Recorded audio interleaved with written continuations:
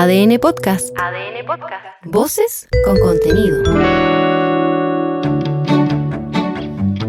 Somos iguales, somos diferentes. Somos 19 millones de temas por conversar. Somos País ADN, con Aldo Schiapacase y Piedad Vergara. Bien, no se puede preguntar cómo estamos, pero tú estás bien. Con Avalancha Futbolera. Estás en tu salsa, Juan José, ¿o no? Sí, ¿no? La verdad, feliz. ¿Sí? Salvo el empate del domingo con Calera. Eso de Estamos hablando del torneo local, la Universidad de Chile. Exacto. Eso de hacer la transición a ver un partido y después otro partido del Mundial es tan duro como hacer la transición entre el campeonato y la Premier League. Oh. ¿Viste que ayer jugó España con Cabo Verde, Daniel? Y me sentí Ni me enteré. tan tremendamente identificado porque hay un jugador español, Oyarzábal, que era el centro delantero, que estuvo 30 minutos sin tocar la pelota. Eso sería yo. Yo lo fui en algún momento. De los registros más sorprendentes de la Copa del Mundo, el centro delantero de la selección española que estuvo 30 minutos sin tocar la pelota. No, y segundo, lo más notable es que España, que ex campeón mundial y favorito, casi uno de los favoritos, juegue con un país que se llama Cabo Verde, que gran parte de la gente se enteró que existía. No, perdóname, le hicimos 4 goles. En el mundial. Le hicimos 4 goles hace muy poco. Sí, pero... Sí, nos enteramos. Sí. Y te debo haber contado que tiene un mercado que se llama Sucupira. El mercado de Sucupira, Cabo Verde. Lo que me llevó a gratos recuerdos de mi... De la última teleserie que vi completa. Sucupira. ¿Hace cuánto tiempo? Debe haber sido los 90. El 90. Sí, ¿Tú te acuerdas, Maca? 90. No me acuerdo porque te quiero dar un dato. Yo nací en el 93, probablemente yo tenía como 3 años cuando se Cupira. Es la primera persona más joven que yo en el panel. Wow. Pero Ese es un debe haber récord. sido como en el 98, yo creo, su Cupira un poquito antes. La cara de Daniel y de Juan José se quieren morir. Por ahí. No, la de Daniel, que caímos del fútbol a Sucupira y no. Y después a nacer en el 93. No haya cómo meter baza. Yo iba a meter la cuchara con Cabo Verde, me voy a quedar completamente fuera. O sea, que el otro día dije en la tele, a propósito del debut de México, estaban cantando Cielito Lindo. Y dije, esta es la canción que identificaba la campaña de Arturo Alessandri. Y se acercó una persona y me dijo, ¿tú estuviste en la campaña de Arturo Alessandri? Yo te podría haber preguntado eso, pero no. Estamos hoy día con Daniel Grimaldi, director ejecutivo de la Fundación Chile 21, doctor en estudios políticos y docente de la Facultad de Gobierno de la Universidad de Chile. Daniel, bienvenido. Muy buenos días. Con Juan José Santa Cruz, empresario a cargo del diario digital El Dínamo. Bienvenido. Buenos días. Y estamos con Macarena Cornejo, abogada, secretaria general de Evópolis, con experiencia en trabajo legislativo y políticas públicas.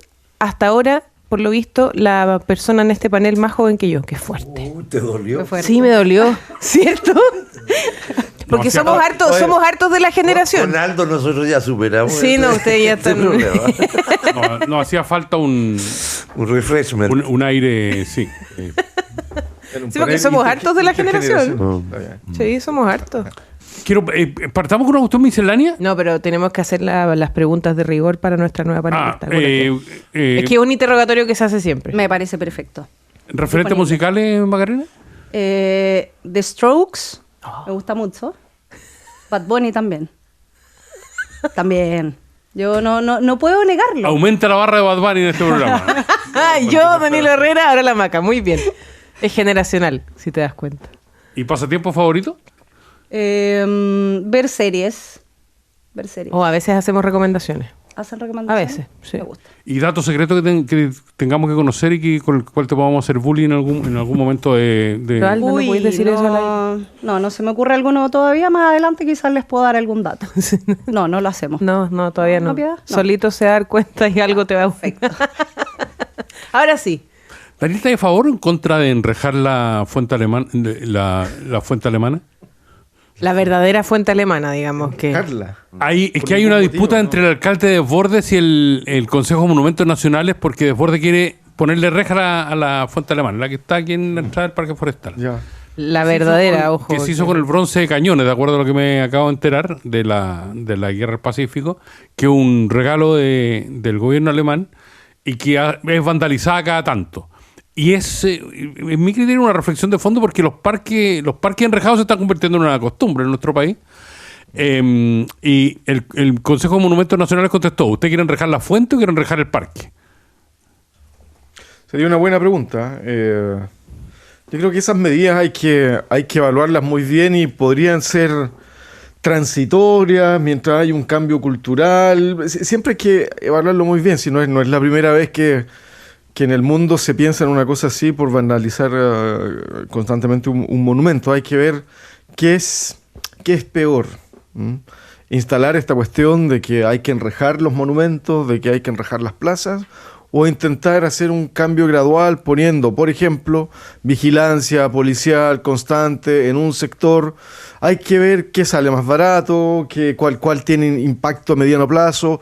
No tengo un no a priori, o sea, así en frío, yo creo que a nadie le gusta la medida. Es una medida indeseable. Pero hay que evaluarla en su mérito y sobre todo los costos asociados que tiene. No creo que se vea bonita una ciudad con eso. No creo que sea sano para un país estar enrejando sus monumentos. O sea, hay un problema. Entonces no podemos construir monumentos, no podemos tener plazas lindas. Ese es el problema. Creo que con un poco de vigilancia se podría solucionar por un tiempo. Si no funciona, probar algún tipo de barrera que no intervenga tampoco tan brutalmente en la estética del lugar, porque si hay un monumento a la libertad y está enrejado es un contrasentido también. O sea, hemos sido capaces como humanidad, Macarena, de ponerle vidrio a la Mona Lisa, es decir... Es verdad. Y a muchas otras cosas, digamos. Mira, ¿qué otras cosas? Sí, otras obras de arte, digamos. Bueno, sí. Es verdad. Mira, yo creo que con esto se abre un debate que también es necesario conversar este tipo de cosas con los alcaldes, porque finalmente a lo que apelaba el alcalde Desbordes es que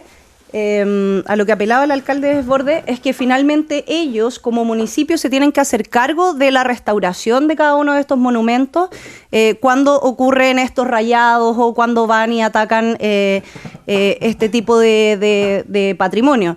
Entonces, claro, acá el problema es quién se hace cargo de esto, y finalmente si es el municipio, claro, el municipio en su legítimo derecho dice: oye, ¿por qué yo voy a tener que estar cada 3 meses, cada 4 meses haciéndome cargo de reestructurar esto si el Estado no hace nada al respecto? Ahora bien, claramente enrejar algo no se ve bonito, es un problema que va más allá.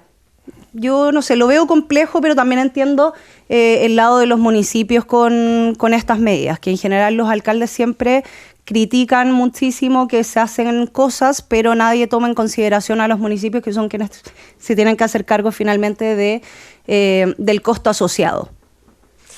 Bueno, yo comparto en el sentido de que yo creo que la mirada del alcalde, perdón, que estaba muy lejos del micrófono, me estaban llamando la atención. Ayudándote.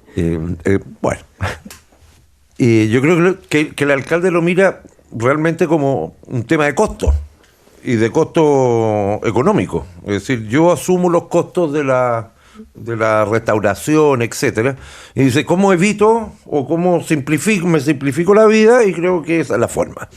Ahora, aquí había una discusión, porque parece, lo que yo entendí hoy día en la mañana, es que habían 2 proyectos, uno que era enrejar el parque y otro que era enrejar el monumento.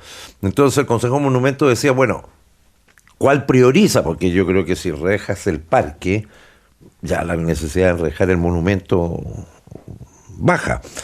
Pero al final del día, uno aspira a lo que decían, a un cambio cultural, ¿ya? Porque uno dice, ¿por qué estamos pensando en enrejar las cosas de valor patrimonial, etcétera? Bueno, porque las vandalizan. Y serán poco, pero las vandalizan. Y no es tan solo un tema de costo económico, porque si ustedes me dijeran, mire, lo que pasa es que ahí se junta mucha gente, qué sé yo, a drogarse, a tomar alcohol, etcétera, uno dice, bueno, enreje el parque o ponga guardia o haga alguna situación. Aquí estamos frente al mismo caso que, guardando la proporción de la Mona Lisa, que es porque hay personas que destruyen bienes públicos u obras de arte y cómo, de alguna manera, hacemos para evitarlo o para cuidar esas obras de arte. Y ahí es la duda, uno dice, bueno, no será la solución óptima, pero evita que la dañen, que al final es el fin último que se está persiguiendo. Vamos a los temas de fondo de esta semana. Encontraste que no era de fondo este. No, tema misceláneo. Es un tema misceláneo. Que no estaba en la pauta. Y permíteme, Juan José, este programa no se administra como un kiosco, ¿ya? No, sí lo tengo claro. Lo tengo claro. Vamos a hablar del lenguaje. ¿Del lenguaje de Quirós? Y de la crítica del lenguaje también. Daniel, ¿a ti qué te parecen las declaraciones del ministro Quirós con respecto, claro, a esto de administrar el Estado como un kiosco, haciendo alusión al gobierno pasado, y que sale a responder el exministro de Hacienda, Mario Marcel? O sea... Primero, Macarena, tú eres muy joven. Yo creo que no viviste el esplendor de los kioscos. No. Lo viví. Oye, sí, ¿Un kiosco donde se vendía de todo? Recuerdo. Sí. Desde sobre del álbum Panini hasta Calugones Todo el Pelayo y esas rato. cosas. Pero Ah, todo. ok. Tenía álbum. Sí, yo también. De, Entonces, no sé, el- My Little Pony, que descubrimos que es un Claro, tema... el de- Costaba encontrar al tipo Al que atendía kiosquero. al kiosquero. Total. Costaba encontrar al Ahí kiosquero en el en una fondo. época. Total. Tenía Exactamente. que dar vueltas para echarlo de tanto. Entonces ya, podía hablar con autoridad, administrar Total. el país como un kiosco, o administrar las finanzas como un kiosco. Daniel. La verdad es que se extraña mucho un lenguaje, una manera de comunicación más adecuada y a la altura de los cargos. Yo me pregunto, ¿qué es mejor para ellos? ¿Denostar al gobierno anterior o denostar la institucionalidad económica chilena? Creo que eso es lo que está en juego actualmente. Por mucho tiempo Chile estuvo empeñado en construir seriedad en sus instituciones, ser considerado un país que es relativamente ordenado, y a pesar de los problemas lo sigue siendo. Cada vez que un gobierno, de cualquier signo que sea, denosta la administración pasando los límites de lo razonable, le hace un daño al país, a la confianza en Chile. Entonces, si un ministro de Hacienda dice que en Chile no se respetaron las reglas económicas, que los cálculos no están bien hechos, siendo que hay un sistema que constantemente está velando porque esos cálculos sean transparentes. O sea, no es cosa que alguien haga un cálculo, lo saque debajo del cuaderno y establezca una política pública, ¿no? Aquí hay varios controles. Ni siquiera depende de una sola autoridad. Hay muchas cosas que están en juego. Ahora, los supuestos de lo que pueda pasar, eso ya no es resorte del gobierno, y lo único que se tiene que tener ahí es mesura, cuidado, para ser cauto en las proyecciones. Pero eso no es materia de judicialización de ningún tipo. Eso es muy peligroso, y lo que se ha dicho muchas veces es que, por ejemplo, si se llegara a aprobar la acusación constitucional contra Grau, se le puede volver en contra al mismo gobierno.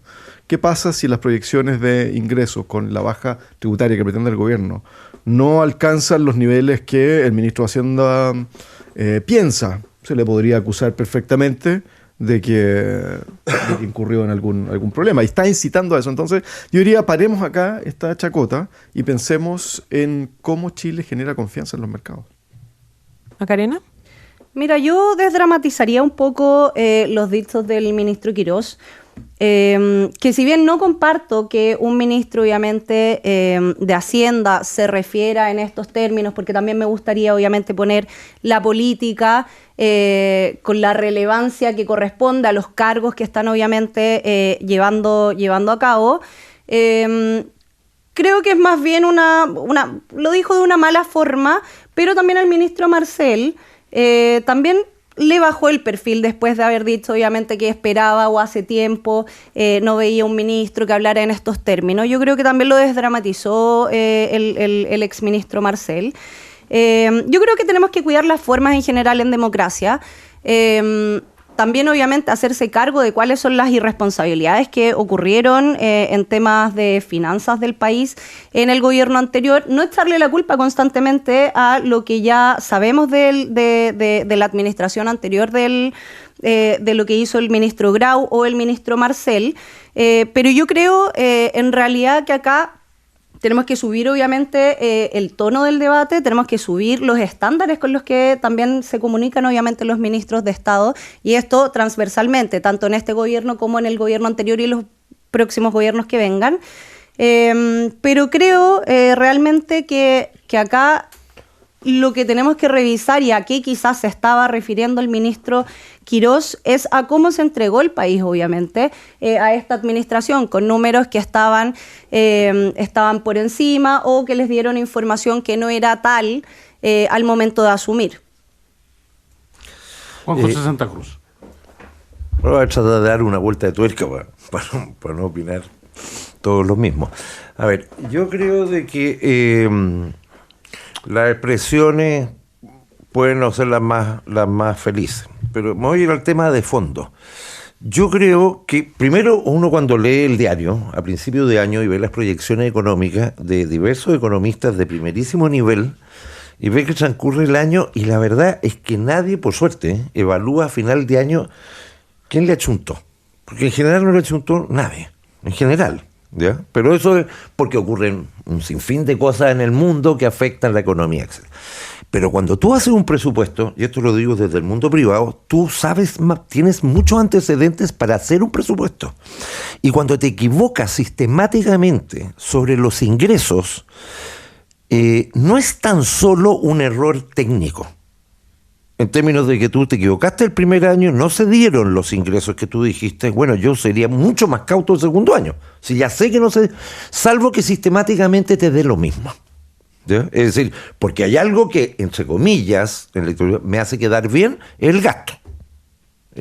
Si hay déficit o no, es otro cuento. Yo creo que ojalá este país, en la institucionalidad, tendiera a cobrar responsabilidades por la gente que genera déficit. Es decir, cuando un alcalde se va y deja un hoyo de este porte, el problema es de otro, no responde nunca. Esto en todo.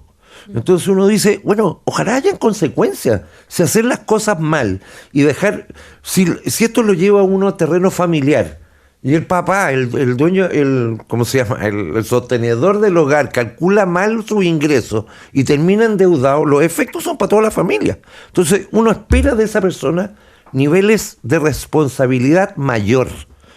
Aquí no existieron. Juan José, pero desde ese punto de vista, porque Quirós es, para muchos es el arma afilada que tiene el gobierno, es un provocador, para otros responde a una política comunicacional determinada. Pero el mismo Quirós, durante la campaña y en la ejecución del programa de gobierno de José Antonio Kast, dijo que querían recortar $6.000 millones.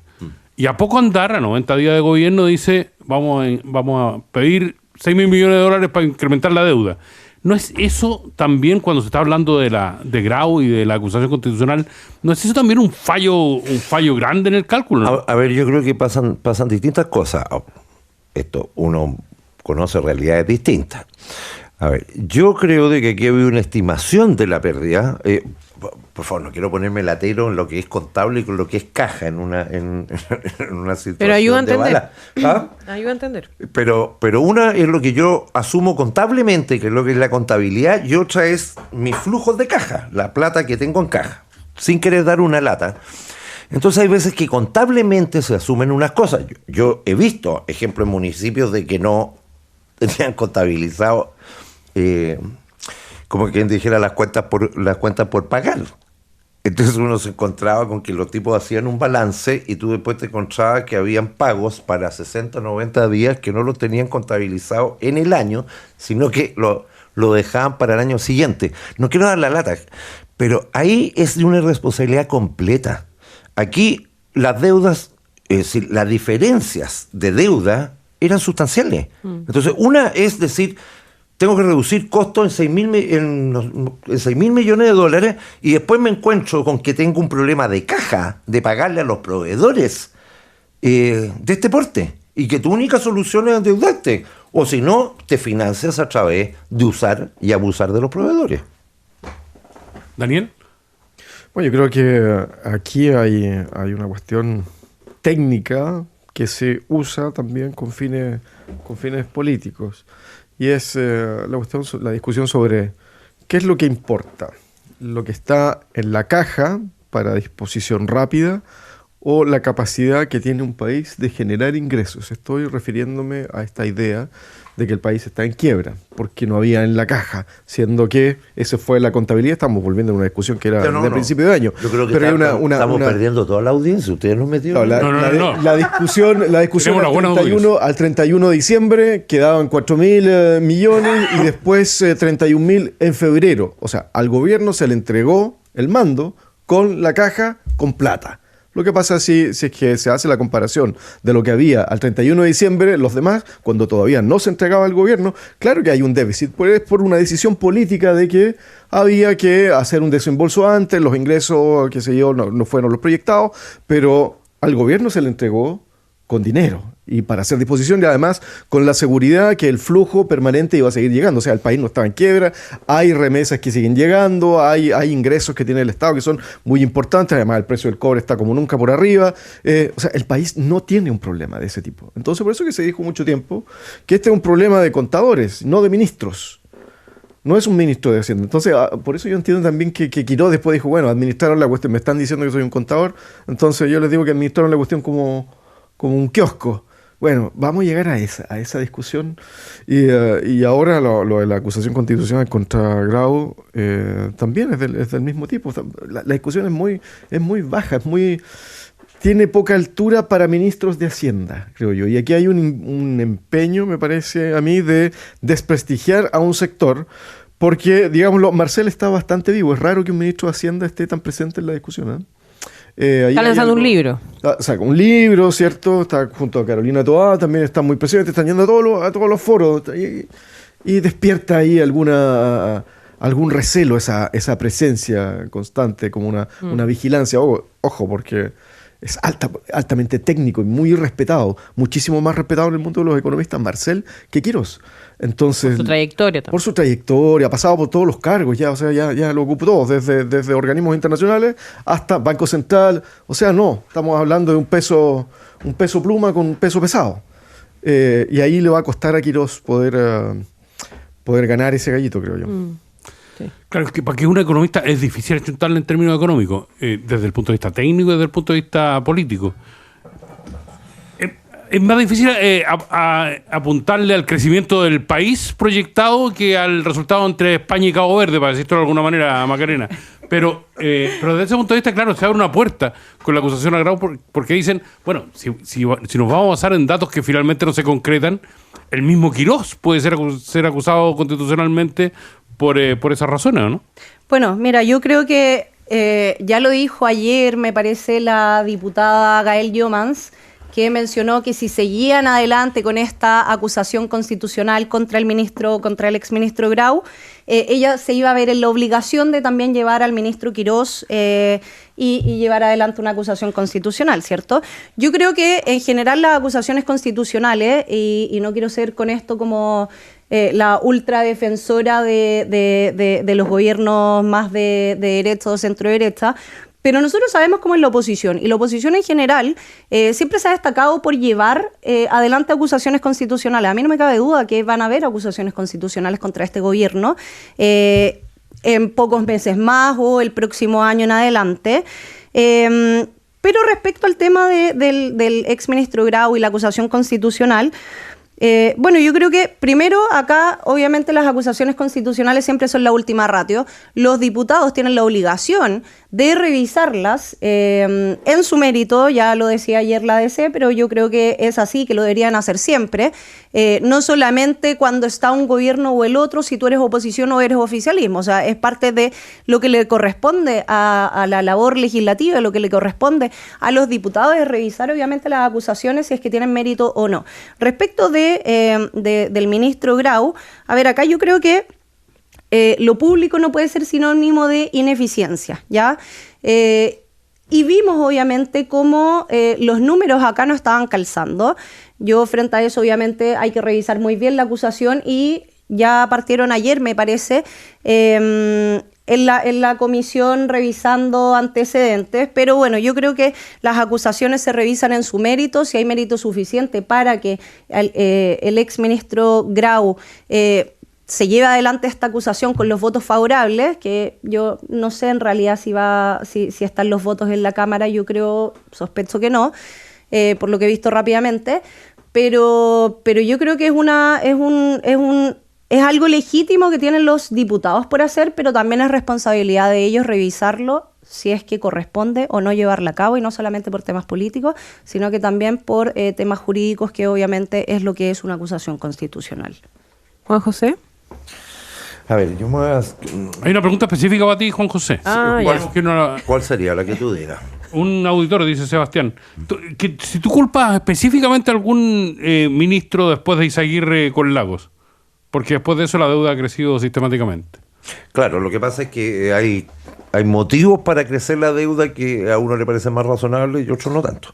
Entonces, cuando a mí me dicen, mira, el efecto que tuvo la pandemia en Chile hace que aumentó el gasto, me parece súper razonable. De repente tú tienes periodos en que el Estado o el fisco aumenta el gasto porque es contracíclico, es decir, hay un frenazo de la economía y entonces tú gastas más para reactivar la economía. En este caso específico, yo me voy a quedar en el gobierno pasado, no había motivo.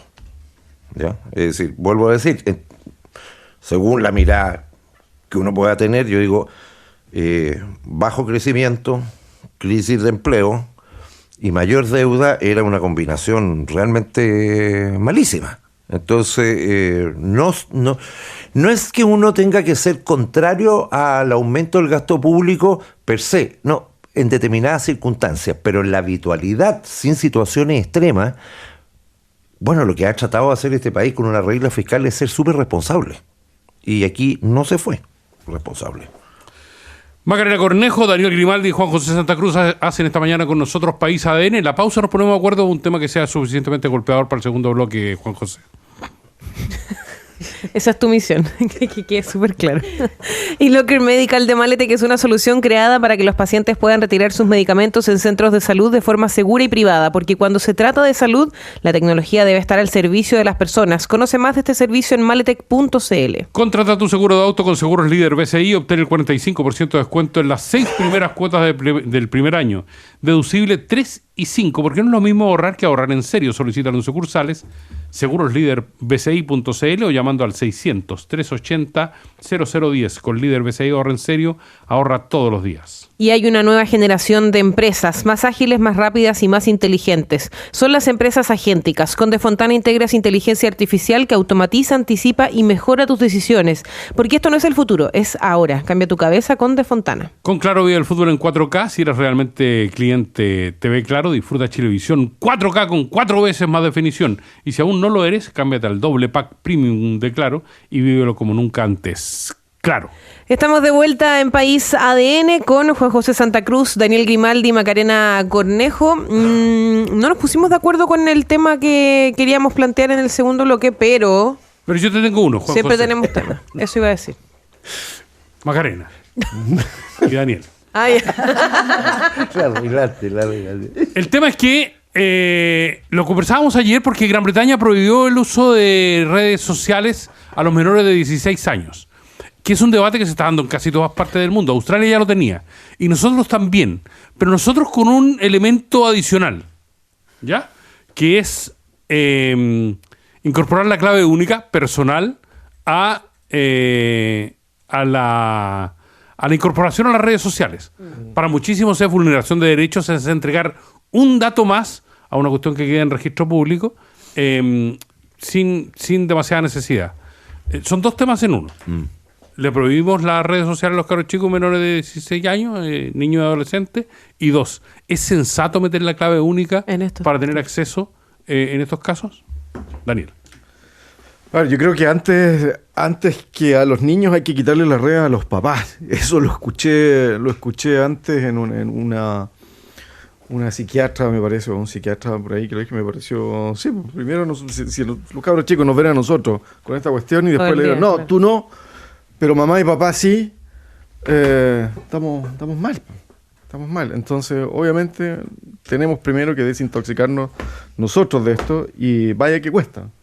Y luego, ¿qué se le puede pedir a los niños? Yo creo que antes de la clave única y todo eso, Primero, hacer campañas educativas para prohibir el uso de los celulares en los colegios. Agregaría las aulas universitarias como señal de educación, como señal de urbanidad, como es, creo yo, una incivilidad estar en un espacio de conversación y estar así como estamos casi todos, casi siempre, con los celulares y todo eso.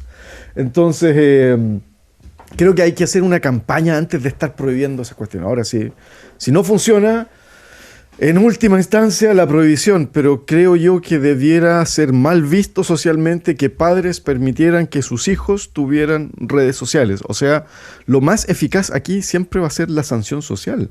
Si son las sanciones más duras para el ser humano, no son las legales, no son la imposición, no es el parte, es la sanción social. Un padre que deja que sus hijos tengan redes sociales debe ser considerado alguien que está vulnerando los derechos de esos niños.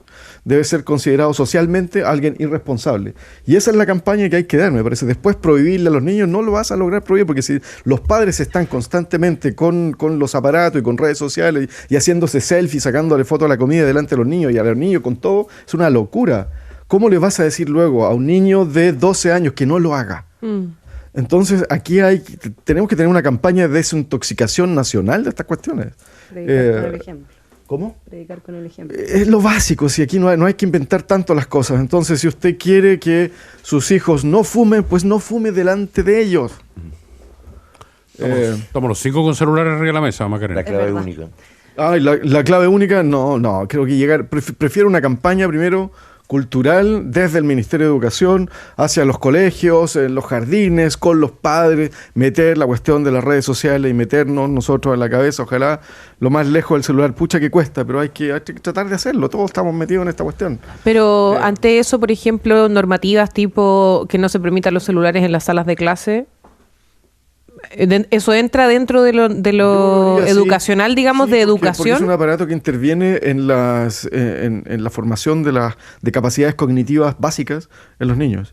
Entonces, claro, algunos dicen, no, pero es que estamos aprendiendo de otra manera. Bueno, ok, esa es una decisión que tenemos que tomar, pero me parece que todavía no está integrado el aprendizaje, el desarrollo del cerebro con estas pantallitas. Y lo que muestran los estudios es que más bien negativo antes que positivo. Entonces yo prefiero volver 2 pasos atrás, digamos, vamos con la educación clásica, aprende a escribir a mano, con lápiz, papel, aprenda a interactuar con los niños, jueguen a las bolitas, al trompo, toque, al pillar, qué sé yo, juegue como los seres humanos jugamos a nivel 1, básico, y luego vaya pasando a otros niveles. Creo que estamos perdiendo capacidades humanas. Algún tiempo pensamos que con las máquinas teníamos que volvernos medio máquinas nosotros. Estamos dejando de perder cualidades humanas. La gracia de esto es que la tecnología no nos quite capacidades, y esto nos está quitando capacidades. Nos está robando capacidad de pensar, de escribir, de elaborar planes. Y debería ser al contrario, tendría que potenciarla. Entonces, si hay educación tecnológica, tiene que ser que la inteligencia artificial, el aparato, el celular, todo nos ayude a potenciar lo humano, que seamos mejores, que tengamos más destrezas, no menos destrezas. Un amigo tan viejo como yo, Juan José, me dijo el otro día que el mundo estaba cambiando de manera tan radical que a él le costaba acostumbrarse, por el vicio, básicamente. Antes, ponte tú, después del sexo se prendía un cigarro. Ahora se agarra el celular. Lo que es peor, digamos, ¿no? Es una selfie. Oye, no voy a entrar en detalle en el análisis, pero solo para decir que el cigarro es muy agradable y ha sido siempre muy agradable. No tanto como las redes sociales. Dicho eso, mira, yo quiero hacerme cargo un poco de esto, una mirada referente a los celulares en los niños y en los jóvenes, en los niños un poco chicos y adolescentes. Yo creo que hay un segmento de los padres que hace una cosa, nuevamente, perdón, voy a dar el ejemplo más antiguo, hace Aldo, en que cuando los papás estaban agotados ya con los niños, le ponían la tele. ¿Entonces? Ponle monito. ¿Ya? Y se quedan tranquilos, y se quedan quietos, y se quedan sentados, hasta hoy día, y ven una película, y etc. Con el celular pasa algo parecido. ¿Ya? Yo he visto montones de casos en que ya le pasan el teléfono y el cabrón se sienta y no se movió más y jugó, te bloqueó el teléfono, hizo toda clase de cosas. Esto para ser súper práctico en términos reales. Entonces uno dice, Ya, ok. A mí me hace todo sentido que esté prohibido los celulares en los colegios. Y segundo, con el desarrollo de la inteligencia artificial, si tú permitieras los celulares y tienen aplicaciones de inteligencia artificial, es decir, frente a cualquier pregunta, frente a cualquier problema, etcétera, se los van a responder, lo va a solucionar ahí en el acto. Con lo cual, se me hace bastante incompatible el que tú puedas tener en salas de clase alumnos con celulares. Perfecto. Lo otro también me hace sentido.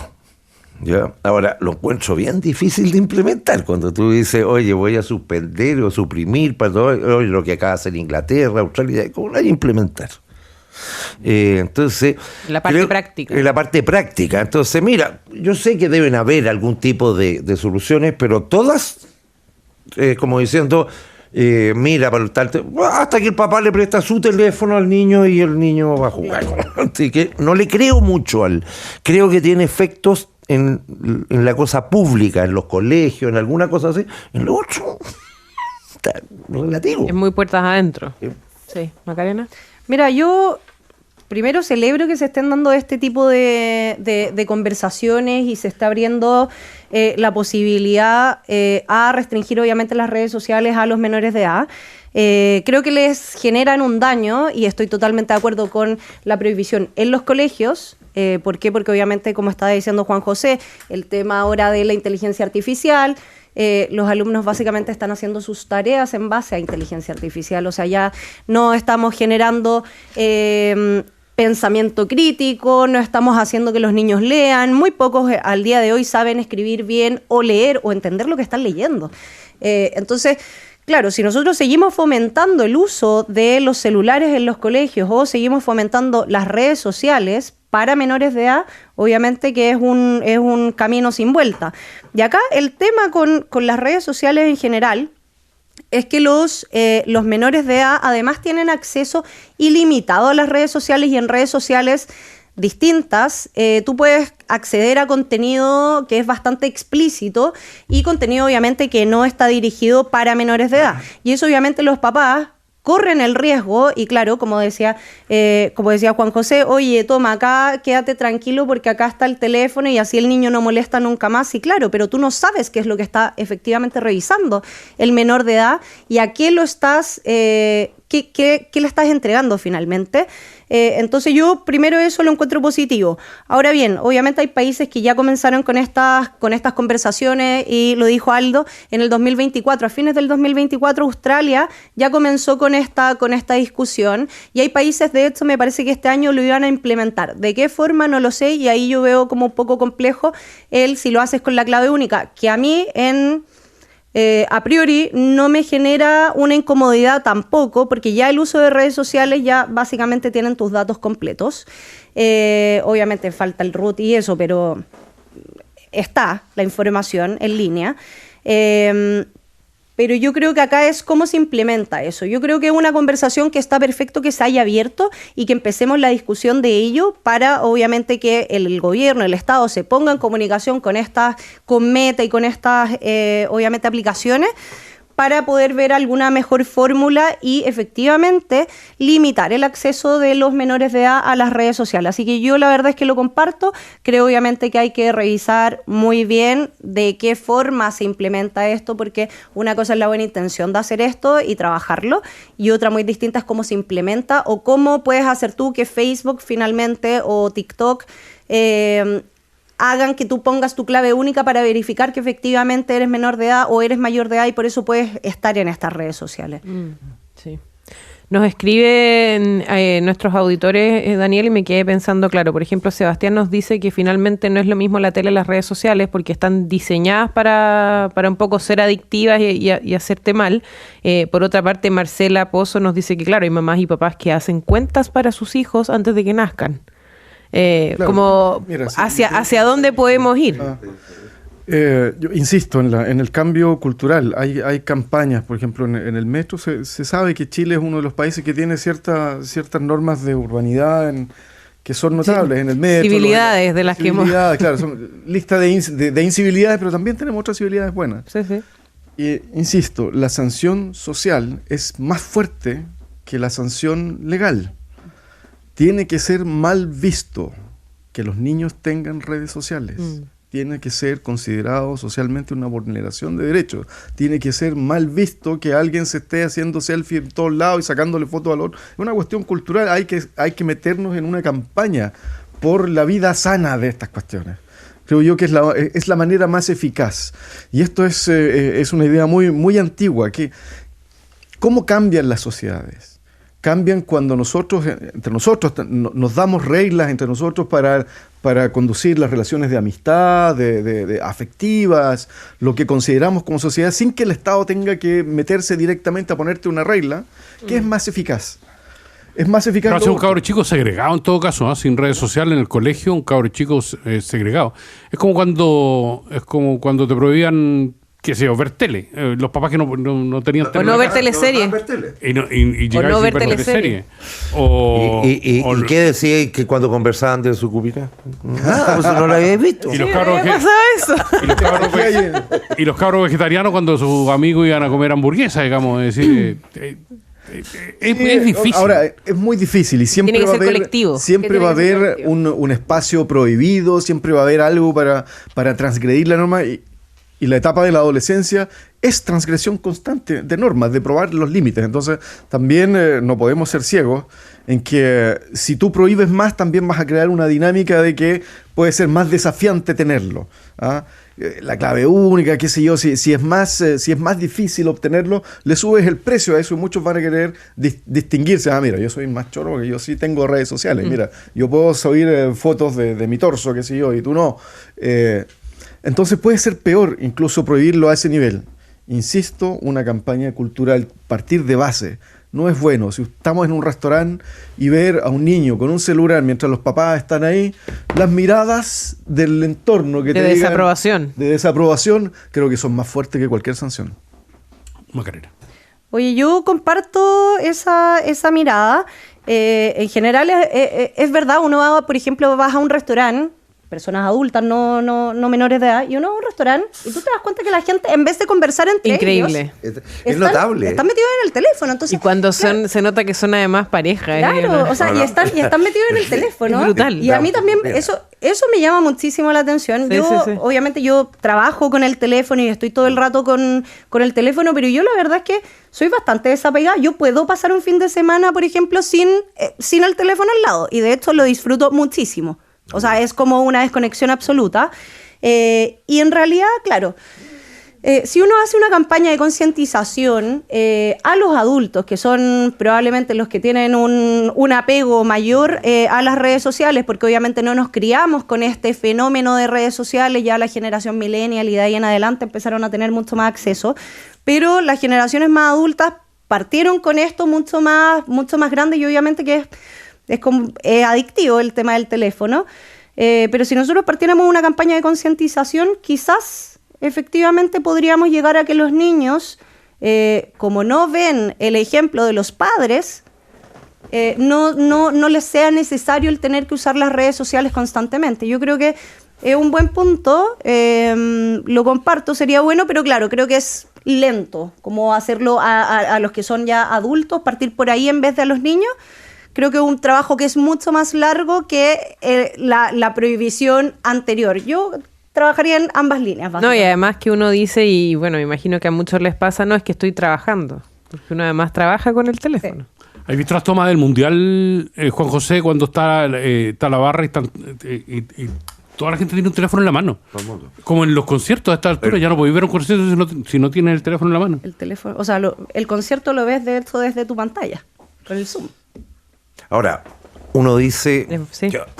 cosa que le gustaría, yo comparto con Daniel cuando dice, mira, ojalá se produzca un cambio cultural. Yo creo que el cambio cultural ya se produjo al revés. Es decir, está instalado de que tú andas con un computador en la mano que el teléfono. Sí. Y segundo, el uso intensivo de esto, fuera de las cosas adictivas, yo lo digo, no estoy hablando de juegos, el uso normal de esto. Yo creo que con la inteligencia artificial, en términos generales, en materia de trabajo, de uso más profesional, va a ser más intensivo. Es decir, yo creo que no, lo que se nos viene encima, como que no lo vemos, ¿ya? No estoy de adivino, pero uno tiende a pensar de que siempre la legislación va detrás Somos reactivos. Es reactivo, se produce el problema y se trata de legislar. Esto es tan rápido lo que está ocurriendo y lo que va a seguir ocurriendo, que yo creo que hay un desafío de las sociedades de cómo, de alguna manera, ir a una velocidad determinada. Cuando uno mira y dice, perdón, acaba de salir la última aplicación de Cloud, de Antonio, y ¿cómo se llama? Y Trump la prohíbe tengo entendido que para los que no son ciudadanos americanos, no lo pueden usar. Una cosa de loco, absurda. Pero es tal el nivel de avance de cada una de las aplicaciones de inteligencia artificial. Sale una de la propia empresa y 3 meses sale la siguiente, que deja, entre comillas, media obsoleta la anterior. Entonces, hoy día estamos enfrentados a una velocidad de cambios en esto, en materia tecnológica, que cuesta mucho ir legalmente anteponiéndose a las dificultades que va a generar en la sociedad. No fotografiar más la comida, entonces. Yo creo que la mejor manera como que me han atemorizado a mí con el teléfono... Es imposible, eso es imposible. El teléfono te mira. Y eso me atemoriza. ¿Dónde lo uso? ¿De qué manera lo uso? Cuando el teléfono te hable, preocúpate. O sea, nos escucha. No, eso escucha. O sea, nos escucha. Eso, eso me parece... Y no le tomamos el peso. Que alguien me escuche me parece bien. Pero que alguien me mira... A ver, los agradecimientos de siempre para Daniel Grimaldi, Juan José Santa Cruz. Bienvenida cariñosamente Macarena Cornejo a este debate cada mañana. Gracias por la altura del debate. Y gracias a quienes nos acompañan también a través de nuestro WhatsApp y de la transmisión que hacemos en YouTube. Sebastián, Cristina Salinas desde Calama, Hugo, Susana también, Marcela, Miguel. Muchas gracias por acompañarnos. Esto fue País ADN, con Aldous Quiapacase y Piedad Vergara. Conversación, actualidad y los temas de hoy. ADN, la voz de todos para todo Chile.